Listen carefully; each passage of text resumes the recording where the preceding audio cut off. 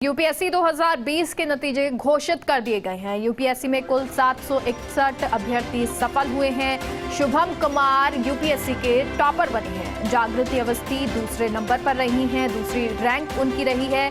वहीं अंकिता जैन तीसरे स्थान पर रही हैं। आईएएस टीना डाबी की बहन रिया डाबी भी चयनित हो गई हैं, लेकिन यूपीएससी में रिया डाबी की 15वीं रैंक आई है, तो यूपीएससी में टीना डाबी की बहन का भी चयन हुआ है और 15वीं रैंक उन्होंने हासिल की है। और हमारे सहयोगी शुभम जुड़ गए हैं। शुभम, यूपीएससी के जो नतीजे हैं वो सामने आ गए हैं। 761 अभ्यर्थी जो हैं वो सफल हुए हैं। जी बिल्कुल, जो यूपीएससी 2020 के जो नतीजे थे वो घोषित हो चुके हैं और जो सफल परीक्षार्थी है उनके यहाँ पर खुशी का माहौल छा चुका है। काफी लंबे समय से इंतजार था कि कब परिणाम जारी होगा, लेकिन आज यूपीएससी के द्वारा ये परीक्षा के परिणाम जारी कर दिए गए, जिसमें 761 अभ्यर्थी सफल किए गए।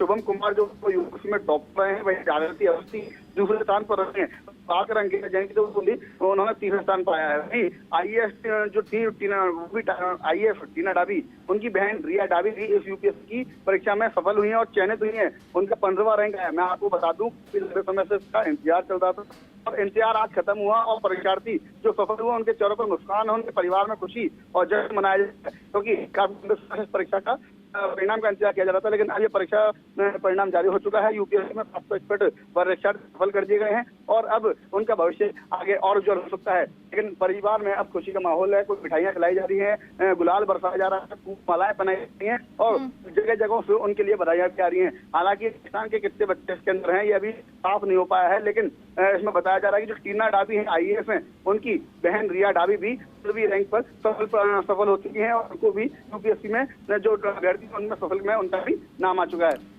जी शुभम, जिस तरह नाम पहले नंबर पर शुभम कुमार का आया है, पहले टॉपर जो रही हैं उनके बारे में कोई जानकारी, जैसे जागृति अवस्थी जो दूसरे नंबर पर रही हैं उनके बारे में कोई जानकारी कहाँ से है ये?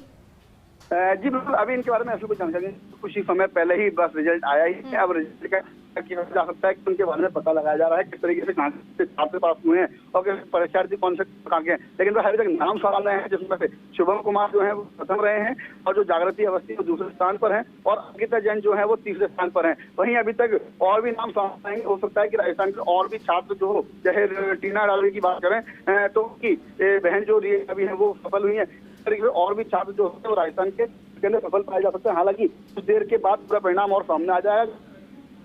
शुभम, टॉप 10 में कौन है इसके बारे में कोई जानकारी अगर लिस्ट सामने आपके पास हो? चलिए, तो हमारे सहयोगी शुभम जैन हमारे साथ जुड़े हुए थे और क्योंकि उन जो परीक्षार्थी हैं जिन्होंने एग्ज़ाम दिया और जिसके बाद वो इंतज़ार कर रहे थे, बहुत लंबी मेहनत होती है। यूपीएससी पास करना बहुत आसान नहीं है, बहुत लंबी मेहनत संघर्ष होता है। दिन रात एक करने के बाद वो बच्चे जिन्होंने ये यूपीएससी का एग्ज़ाम दिया होगा, इंटरव्यू दिया हो गया, उसके बाद वो इंतज़ार कर रहे होंगे कि आखिर कब जो है रिज़ल्ट आएगा।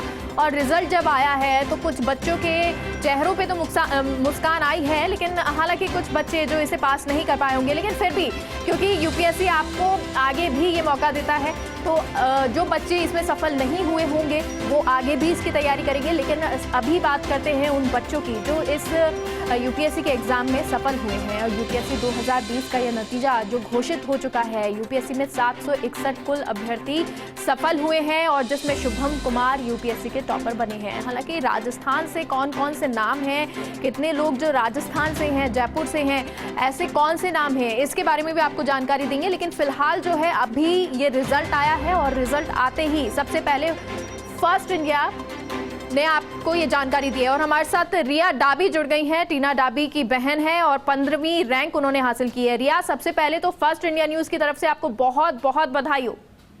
Thank you so much. Thank you Riya, क्योंकि आपकी बहन भी आईएएस हैं, उन्होंने बहुत हेल्प की होगी आपकी। हाँ जी, उन्होंने काफ़ी हेल्प करी है। उन्होंने एक आइडिया दिया है कि कैसे एग्जाम होती है, क्या करना होता है और वो मेरे लिए इंस्पिरेशन बनी है। जी रिया, कितने समय से आप पढ़ाई कर रही थी? जी, मैंने अपने ग्रेजुएशन के बाद ही कोचिंग ज्वाइन करी थी और मैं अपना पढ़ रही थी और फिर मैंने अपना फर्स्ट अटेम्प्ट दिया था। रिया, यानी कि ये आपका फर्स्ट अटेम्प्ट है? हाँ जी, हाँ जी। अच्छा, क्या क्या मुश्किलें आई, किस तरह से आपने इसको पार किया? जी, मुश्किलें तो हर कैंडिडेट से आती है एग्जाम में, क्योंकि एग्जाम ही इतनी डिफिकल्ट है। और साथ में हमने देखा ही, जैसे कोविड-19 पैंडेमिक भी चल रहा था, तो एग्जाम भी काफी बार डिले हो गई थी। तो उसकी वजह से भी कैंडिडेट को थोड़ी डिफिकल्टीज होती हैं, समझ नहीं आता कि कब होगी एग्जाम, कैसे करना है। तो ये सब चीजें आई थी।